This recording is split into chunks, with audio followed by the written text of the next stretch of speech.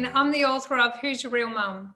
And I'm Anna Zobel. I'm the illustrator of Who's Your Real Mum, and we want to give you a huge thank you for nominating us for the Spark, Kingston and Richmond Children's Awards. Thank you so much. We're really excited. We're going to read this book to you now and then tell you a bit about ourselves afterwards. So this is our book called Who's Your Real Mum? Elvie, which one is your mum? Asked Nicholas. They're both my mum. But which one's your real mum? I told you, they're both my real mum, said Elvie. Only the one who had you in her tummy can be your real mum, said Nicholas. Which one is that? Fine, said Elvie. She's wearing jeans. Nicholas frowned. They're both in jeans. She's got dark hair.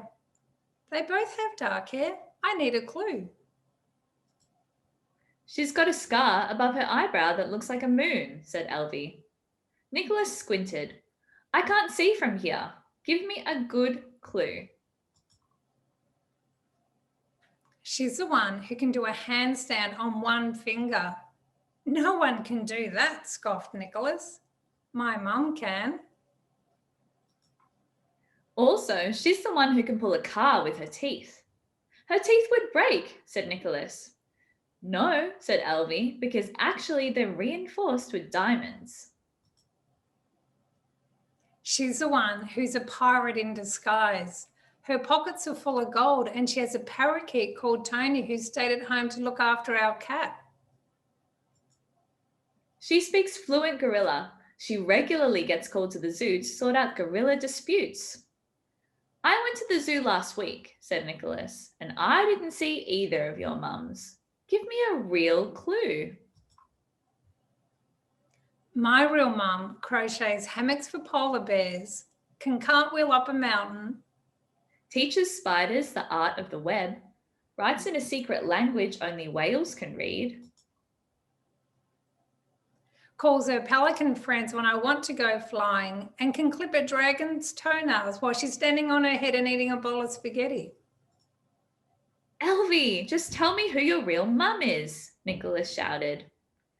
Okay, said Elvie. She's the one who holds me when I'm scared. She's the one who tucks me into bed. And she's the one who kisses me goodnight. Don't both your mums do that? Asked Nicholas.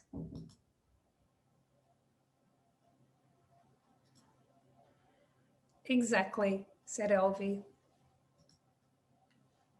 Thanks for listening to us read Who's Your Real Mum? When I was a little kid, I loved to write stories, but I wasn't very focused at school and I lacked a lot of confidence. So after a few years of working in factories, I went to university at night time, but I got a bit intimidated by the big words they were using and I felt like I didn't belong, so I left. But I still like to write stories about children and their friends, the dragons. And so later on, I went back to study. And this time, even if they used big words or if I didn't feel like I belonged, I was no longer scared. So I wrote and I wrote and I wrote. And each time I wrote, I got better and better until one day a publisher said my writing was good enough to be made into a book.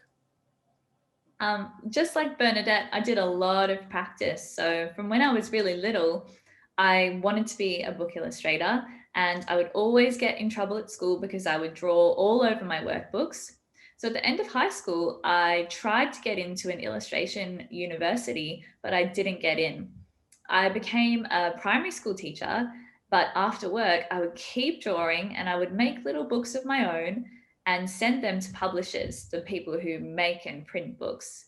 And a few of them weren't interested in my work, but I kept trying and practicing. And then my work got good enough for a publisher to make it into a book, which is how I ended up illustrating Who's Your Real Mum with Bernadette. So thank you guys again so much for nominating us for this award, and good luck choosing between all of the great books that are on offer. So thank you again. Bye. Bye.